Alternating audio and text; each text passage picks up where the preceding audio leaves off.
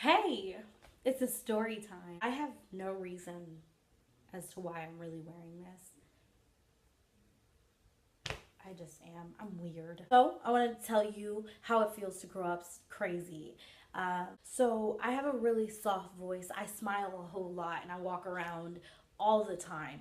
And just kind of seem like this super bubbly person, and people cannot imagine that I ever did anything crazy or anything bad, whatever. So I figured I'd tell you guys up front all the crazy things that I've ever done. Here we go.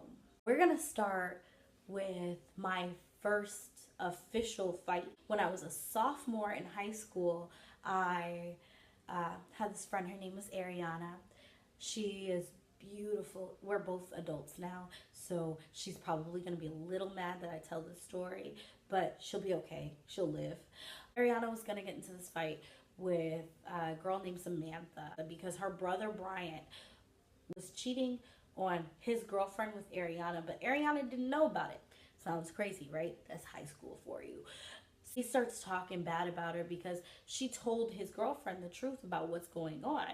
And he just started talking bad about her, calling her bitches and hoes and all these other things. And to me, that's always been unacceptable. You don't talk to people that way. So I took the liberty to be Captain Save-A-Ho, and I started talking shit back on the phone. He said he was gonna get his sister to beat her up, and that he was gonna get his girlfriend to beat me up, right?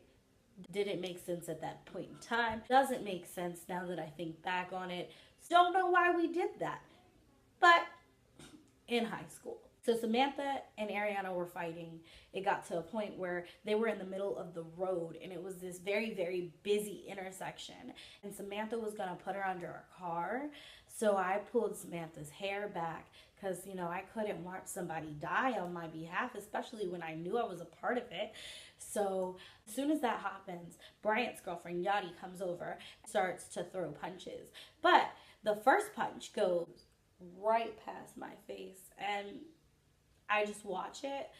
So in my head, it happened really slow-mo. It was just like,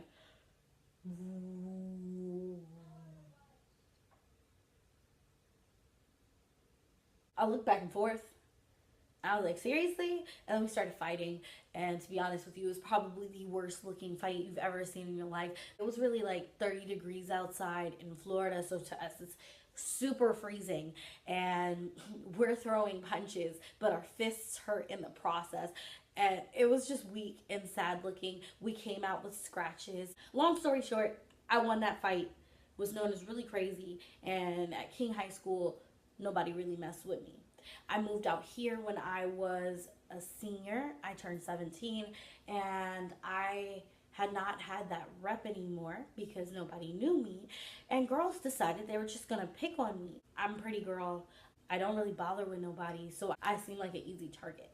These girls had picked on me all year. The only reason I never did anything about it was really and truly because there were all these benefits to not getting in trouble that year. Like, I was gonna graduate and walk a stage. And then after I walked the stage, we were gonna go to Grad Bash and go to Orlando as a 3-day trip, which I did go to, by the way. And there was no chaperoning. They didn't really chaperone anything. We really ran amok, like ran crazy, ran wild, and did whatever we wanted that weekend. It was totally worth not doing anything. But of course, after that trip was done, I was so ready to knock this bitch out, and she did absolutely nothing. I sat there next to her, taunting her, like, hey, what's up? Stand up, try to fight me. Let's go, let's go. Nothing happened. Nothing whatsoever. She didn't even get up. And I'm not the kind of person that I can just like hit you first. So I'm sitting there waiting. Nothing happens. And that fight never happened. But I did pick on her for the rest of the year, just like she picked on me. I had met this guy named Ricky when I was in high school, and I fell madly in love when I was around 18. And he did some really mean things, really horrible things to me. Cheated on me several times, and I did so many crazy things.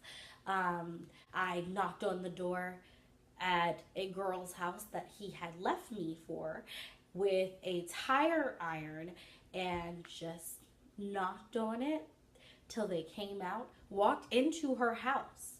And after I walked into her house, tried to beat him with it. He was stronger than me. Didn't work out that way. But I did show my ass. I really did. Showed up. Knock, knock, knock. Hey, how you doing? Walked in this lady's house. This lady don't know me. She threatened to call the cops. I told her do it, and it never happened. He ended up leaving. I left. I woke him up one night and while he was sleeping because I looked through his phone and saw that he was talking to some girl and just right in his face. That's how he woke up. He was not happy. Also, same guy, still stronger than me. Didn't really work out the way I thought it was. So that's it for crazy time because I couldn't think of a better story than all my crazy stories. So bye. I'll see you tomorrow for my monologue Monday when I'm not dressed like this.